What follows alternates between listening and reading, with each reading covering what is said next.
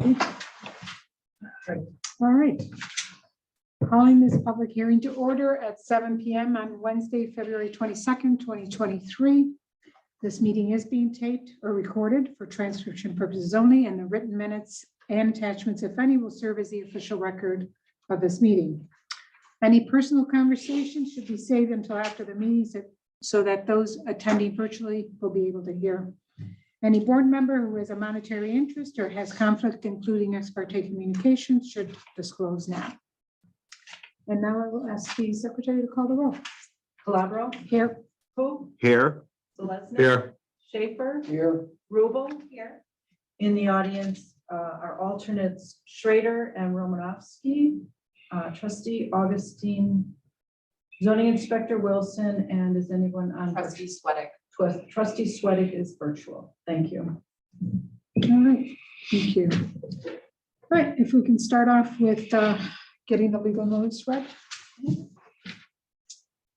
The Hinckley Township Board of Zoning Appeals will hold a public hearing on Wednesday, February 22nd, 2023 at 7:00 p.m. at the Administration Building located at 1410 Ridge Road, which is on the southwest corner of the intersection of State Routes 3 and 303. Subject of the hearing is as follows. An application for similar use finding AP 0272 was submitted by applicant Ethan Rogers, potential buyer of property owned by Fauna Limited at 1605 West 130th Street, Hinckley, Ohio, 44233, permanent parcel number 01703C06004, requesting equipment rental with outside storage at said location. Inspection of this property will take place on Saturday, February 18th, 2023 at 10:00 a.m. Zoning reference, Chapter 4, Section 4.15, similar use finding in Chapter 6, District Regulations, Section 6I2, light manufacturing / industrial, subsection 6I2.2.k, permitted uses of the Hinckley Township zoning regulations. Copies of this application and other supportive material will be available for public viewing from the date of this notice to the date of hearing at the zoning office located in the Administration Building at 1410 Ridge Road, Monday 10 a.m. to 6 p.m., Tuesday through Thursday 9 a.m. to 2 p.m., and Friday 9 a.m. to noon. Information may also be found on the Hinckley website at www.hinkleytwp.org under Community tab, News and Events titled Board of Zoning Appeals Public Hearing. All interested parties are asked to attend this hearing or to send written comments to the Hinckley Township Board of Zoning Appeals, P.O. Box 344, Hinckley, Ohio 44233. Log into www.hinkleytwp.org or Zoom option to observe / listen only. Must be in person to speak / participate in meeting. Okay, thank you. And has the notice been sent to the appropriate property owners? Yes. Okay. The Hinckley Township Board of Zoning Appeals acts within the authority of Section 519 of the Ohio Revised Code and exercises its powers as provided under Chapter 7 and 13 of the Hinckley Township zoning regulations. All public hearings are open to the public. All persons wishing to testify must do so from the podium, must identify themselves and give their residence address, and must be sworn in. Evidence and testimony must be pertinent to the hearing, and it is at my discretion to limit personal comments, personal attacks, opinions, and or repetitious statements or testimony or evidence previously given. Disruptive persons will lose the right to remain at this meeting, and personal attacks will not be tolerated. Since the Hinckley Township zoning regulations does not have specific language or code in our zoning resolution under the I2 industrial district for an equipment rental business, it has prompted this similar use finding hearing this evening. Therefore, the task of this board this evening is to decide the values or the merits of a similar use finding and whether to approve or deny the request. This is a hearing upon the application of Ethan Rogers of Moffett, sorry if I'm mispronouncing that, properties, potential buyer of the property located at 1605 West 130th Street, Hinckley, Ohio, for a similar use finding as required in the Hinckley Township zoning resolution sections to property being considered by the applicant.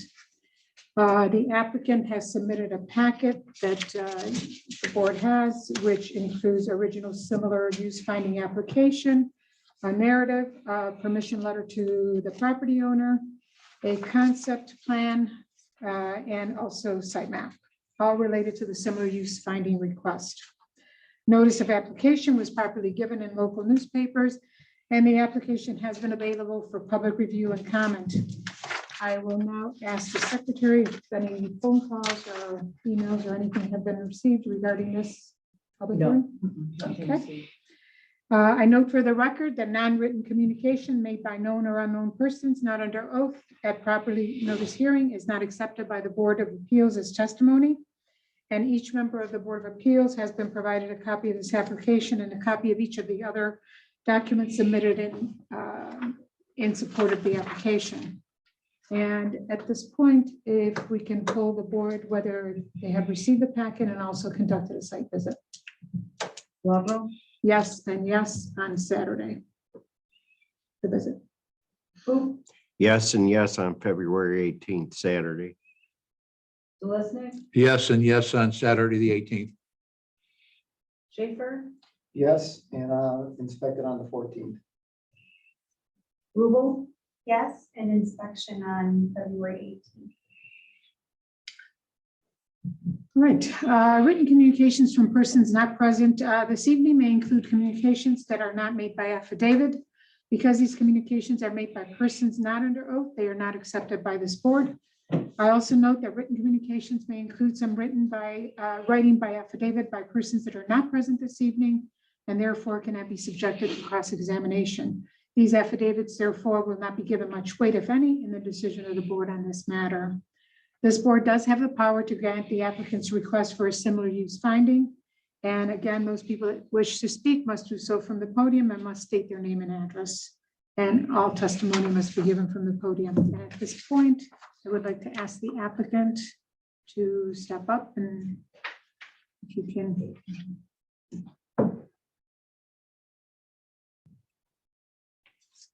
Good evening, board. If I could please swear you in. Sure.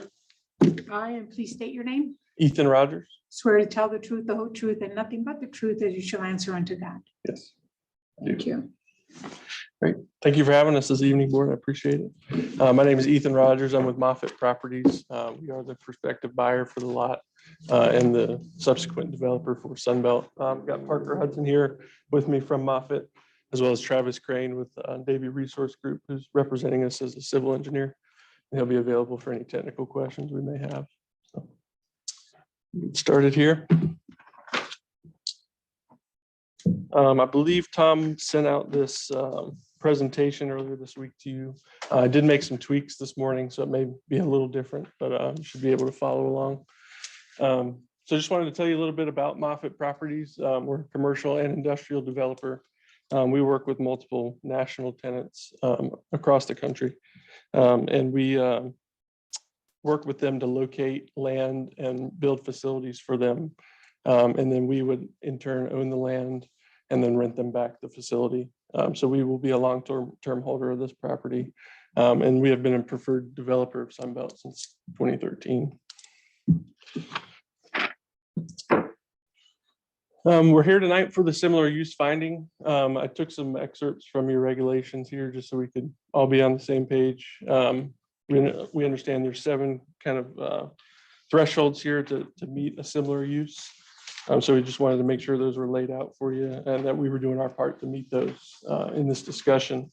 The zoning district is light manufacturing / industrial.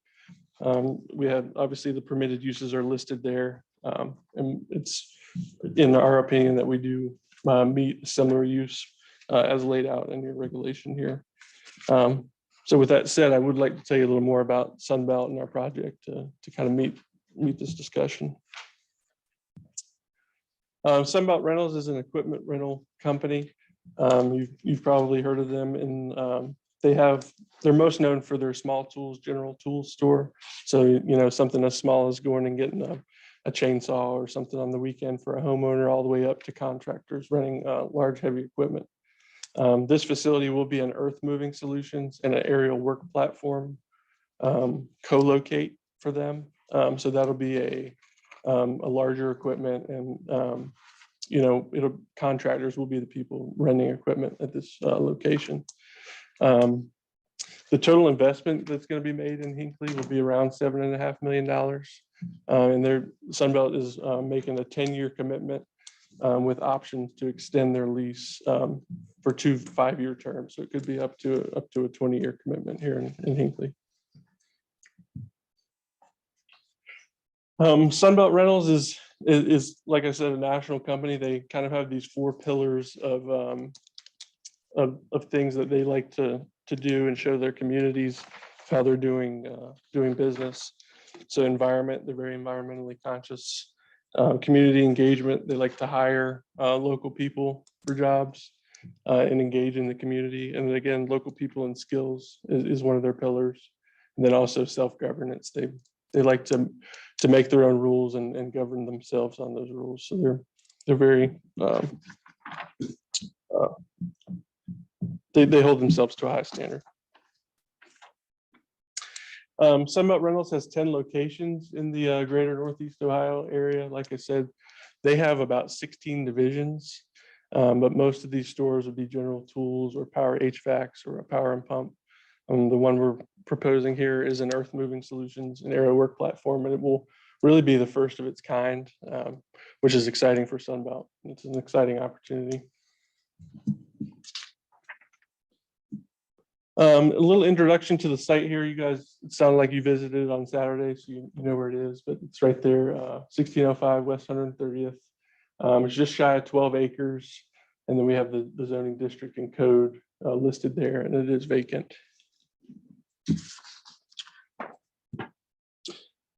And in an effort to make it clear what the surrounding uses are to help our case for the similar use, Great Lakes Construction is a major construction company in the area, as you likely know. They are one of Sunbelt's biggest customers in the area, so it is a great fit to have them next door.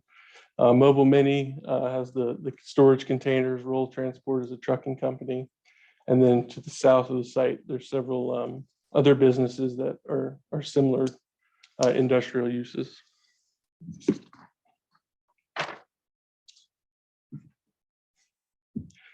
What we're proposing is a 24,000 square foot building on this site. It will have a fuel pad, or I'm sorry, a fuel island with a above ground fuel tank for fueling up equipment, and then a detached wash bay in the rear to wash off equipment. Around the building will be concrete, and then everything to the rear of the property will be a gravel storage yard. We call it in North Carolina ABC stone. It's aggregate base course, but it's basically an impervious stone yard that does not allow a lot of dust and retting to happen.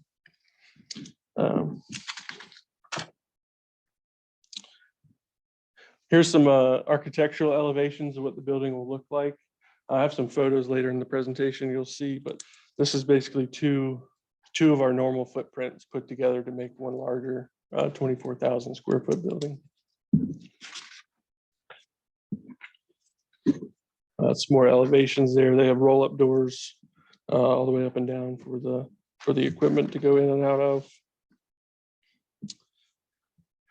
This will be the office layout, conference rooms, restrooms, and then a large warehouse space, and then an interior wash bay as well.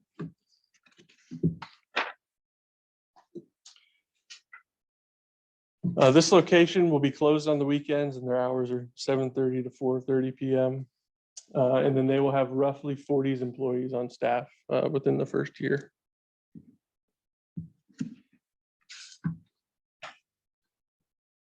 This slide shows some of the equipment that Sunbelt would be renting out of here. Like I said, this is an earth moving solutions division. So it's your excavators, dozers, backhoes, skid steers and tractors and the like. And then some more equipment on the aerial work platform side would be the boom lifts, the scissor lifts, the one-man drivable lifts.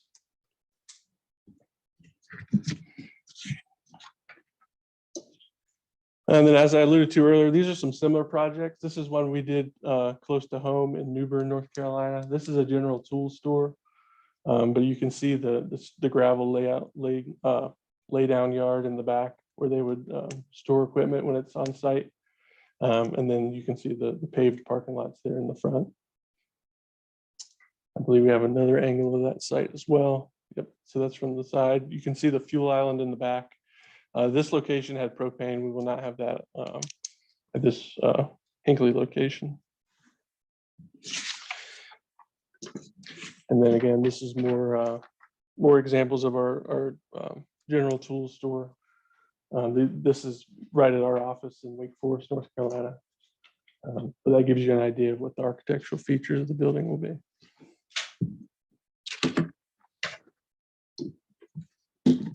Circling back to the similar use finding slide there, we wanted to reiterate that we do believe we meet 7 criteria, that we do believe it's consistent with the purposes and intent of the zoning based on the type of operation that they run.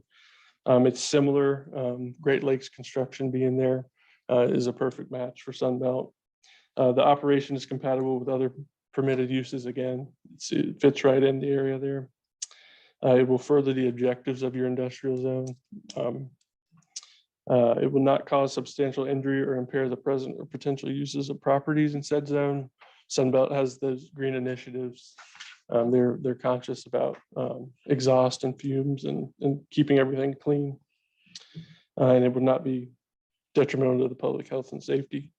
And then we also believe it will not generate substantial additional traffic congestion. These pieces of equipment go out for rent, no less than a month at a time. It's not like there's trucks coming in and out every day and creating a lot of different traffic.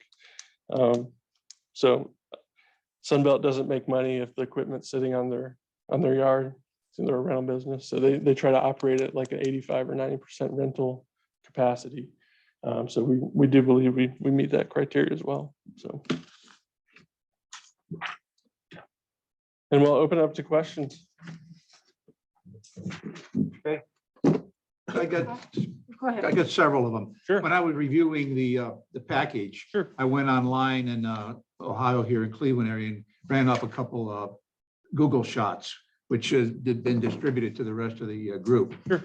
And it shows all the lifts and that in the yard, and that seems like the yard's quite filled with a lot of equipment.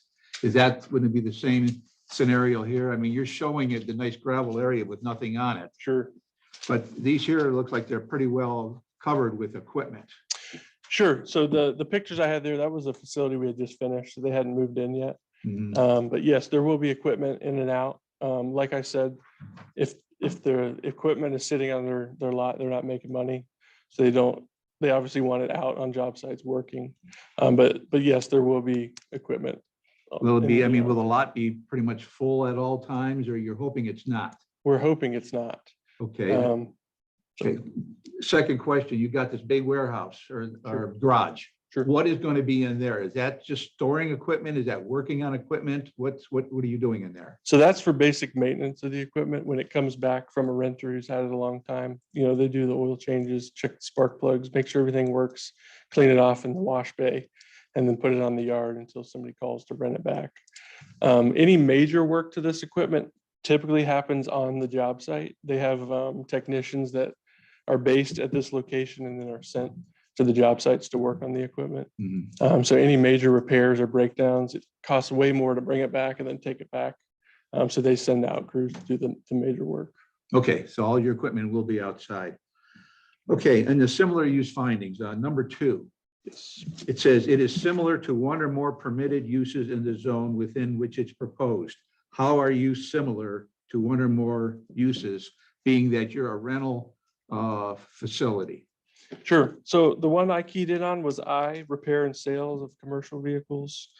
We'll be obviously maintaining commercial equipment, and the rental would serve as a similarity to sales. Which one is this now? This would be letter I under 6.6I2.2. Permitted uses, repair and sales of commercial vehicles. Oh, okay, under the, And then also letter E, equipment repair services. Again, we'd be doing maintenance on equipment. But that's repair and sales. This is rental. Correct. That's what I'm saying. How is that similar? Well, instead of instead of the sale being a full turnover, we're selling a rental period. So Okay. I find that to be similar. And then again, back to E, equipment and repair services. And then building construction contractors, the equipment is being used by contractors.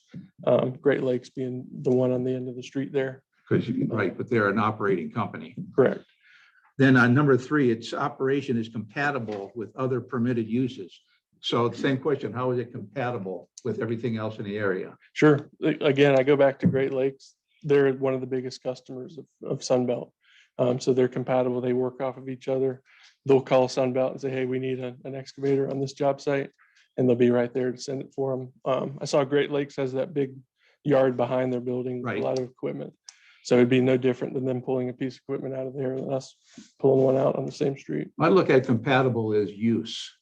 I mean, your use is rental, their use is operation. They put in pipelines, they do all kinds of stuff like that. So Sure. they're an operation, you're sort of a rental. So I'm just trying to figure out your idea of being similar type.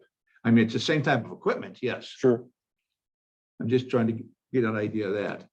Yes, I mean, again, I go back to them renting the equipment to perform the same task.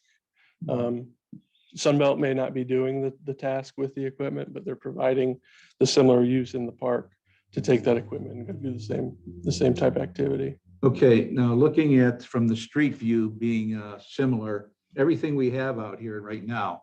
And like I said, we took a ride around, we Googled it, and everything, all the yards and everything are pretty much in the back, out of sight of the roads. Sure.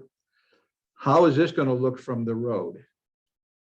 From 130th. Yes, So it will be, we could, I mean, you see the building, correct. but I mean, is it going to be very visible with all the equipment back there? No, so typically in this scenario, we would have some sort of opaque fence around the storage area. So it'd be a 6-foot non-see-through fence. But from 130th, you'll see our building, that the elevation I showed there, Right. in a parking lot. And then there'll be gates on either side where you wouldn't be able to see past into the storage lot. Okay, so basically the only thing we should be seeing would be the lifts, In theory, if they're leaving them up, yes. which they usually do, from what I understand. Okay, that was my question. I just want to see visibly, Sure, because everybody else is sort of buried back there, so the people don't see this. right. I mean, I know there's a lot of stuff back there. Actually, there was more stuff back there than I realized Right, when we did our drive-through and when I did the Google shots. sure. Yeah, so we're open to working with you guys on how to best barricade that storage, if that's something that we want to look at. Okay, I'm looking at that as a similar type use for the Sure. idea that it's similar, that they have their stuff pretty much away from the Okay, general public. yeah, I'd agree with you. Okay, that's my questions. Okay. Okay, and this is just going to be commercial rental. There is no retail rental, correct? Correct. There will be little to no customer interaction at this location with somebody coming in to rent a large piece of equipment. There will be some of that, but most of it will be a phone call and they'll say, hey, we need XYZ in this location. Okay. Now, when you were saying that the fence is opaque, what percentage did you say? We have done all sorts of opaqueness levels depending on the jurisdiction. We're open to really any. We can do a straight wood fence if that 100% not see through, if that helps. Or typically it's a chain link fence with the slats in it, so that provides mostly non see through. Any landscaping? We are open to any landscaping requirements that the jurisdiction would have. Okay, so if it goes this far, you are open, if you go to the point where you're approved here, you are open to all this down the line. Absolutely. So there is you probably saw that big wetland in the front of the, Yes. so that will provide some sort of a buffer. You'll still see our building beyond that. But yes, we're definitely open to any landscaping requirements that Hinckley would have. Okay, Okay, because I know Great Lakes, you know, they're required to have landscaping along with the fencing and all that. Sure. Okay. Do you do That's any, not on this board, though. Yeah, right. do you do any third-party service? Like if my skid steer broke, I could bring it in or? No, Sunbelt only services their own equipment. Okay. So you wouldn't be able to bring a piece there to get it work done. Similar to, like, you probably think of like a dealer, you would take it back to the dealer to get fixed. This is not, this is purely rentals. Okay. Kind of to that point, as far as service, I think you have in your narrative, there will be no loud, or there will not be any loud noises in the evening. So most of the loud noises during the day, are they inside where the repairs are being done? Correct. I'll I work mean, on other it. than the equipment being moved, obviously. Sure. All equipment will be worked on within the large warehouse in the back. Okay, so none of that will be outside. There will not be. No. and that will be within the hours we're talking about, or do they work Correct. on equipment after the hours? They do not, unless it's an emergency situation, but that's, So yeah, you have here, I think, between the hours of 6:30 a.m. and 4:30 p.m.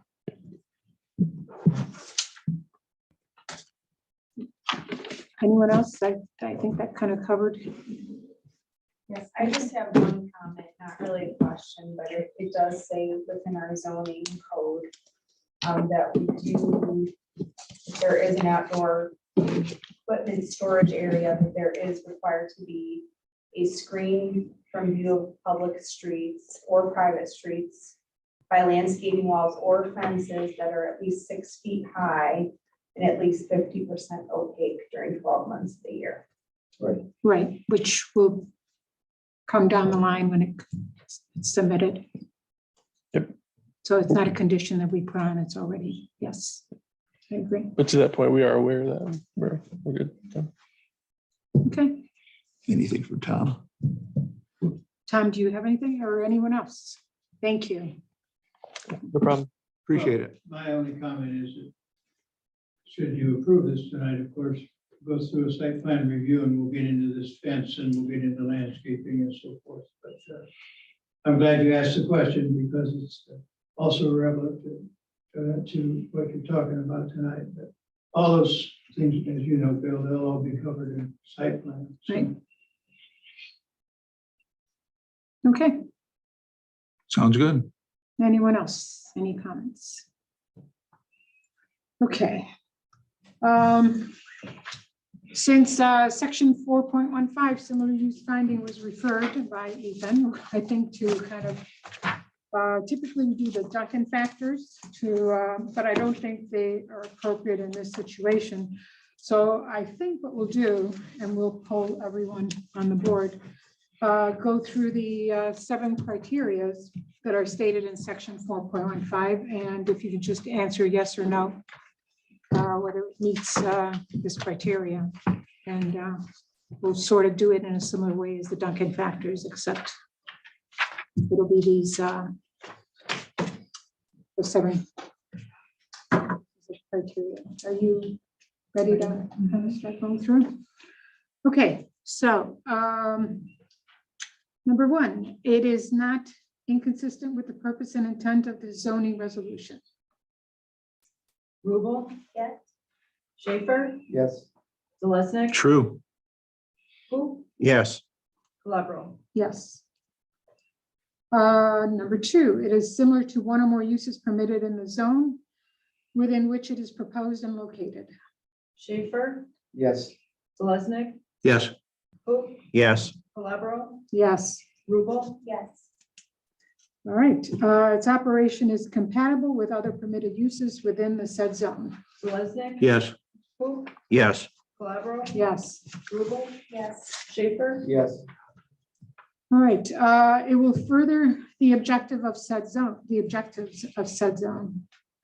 who, Yes. Calabro, Yes. Rubel, Yes. Schaefer, Yes. Zalesnik. Yes. It will not cause substantial injury or impair the present or potential use of the properties in said zone. Calabro, Yes, it will not. Rubel, Yes. Schaefer, Yes. Selesnik? Yes. Who? Yes. All right, it will not be detrimental to the public health, safety, convenience, and welfare of the township. Rubel? Yes. Schaefer? Yes. Selesnik? Yes. Who? Yes. Calabro? Yes. And lastly, it will not generate substantial additional traffic congestion or other permitted uses in said zone. Schaefer? Yes. Selesnik? Yes, as stated. Who? Yes. Calabro? Yes. Rubel? Yes. All right. At this point, I would like to state that any person adversely affected by the decision of the Board of Zoning Appeals may appeal to the Court of Common Pleas of Medina County on the grounds that such decision was unreasonable or unlawful. And if you're ready, maybe you can do a resolution. Okay, an application for similar use finding AP 0272 was submitted by applicant Ethan Rogers, potential buyer of property owned by Fauna Limited at 1605 West 130th Street, Hinckley, Ohio 44233. Permanent parcel 01703C06004, requesting equipment rental with outside storage at the said location. Zoning reference chapter 4, section 4.15, similar use findings, in chapter 6, district regulations 6.12, light manufacturing / industrial, subsection 612.2.k, permitted uses of Hinckley Township zoning regulations. Okay, so do I have a second? Second. That's Dave. All right, before we take a vote, I would like to explain that a yes simple majority with a quorum present is in favor of the applicant. A no simple majority or a tie vote denies the applicant's request. So at this point, if we take a vote, Calabro? yes. Who? Yes. Selesnik? Yes. Schaefer? Yes. Rubel? Yes.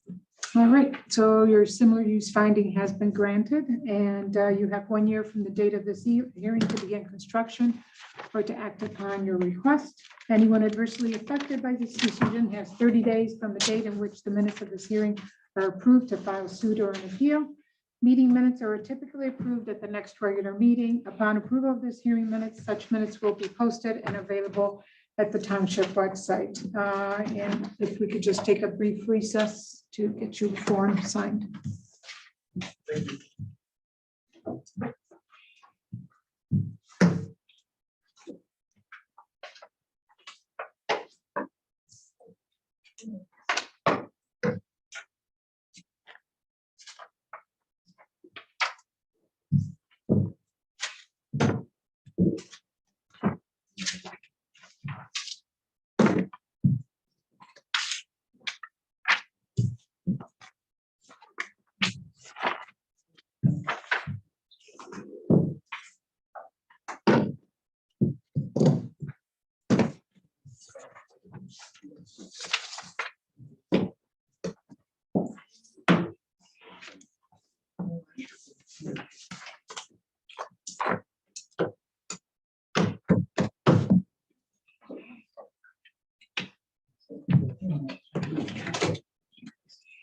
Oh, so it doesn't matter. We can adjourn, sure. All right, do I have a motion to adjourn this public hearing? So move. Okay, in a second, Second. Bill? So we are adjourned at 7:34 on Wednesday, the 22nd. Hallelujah.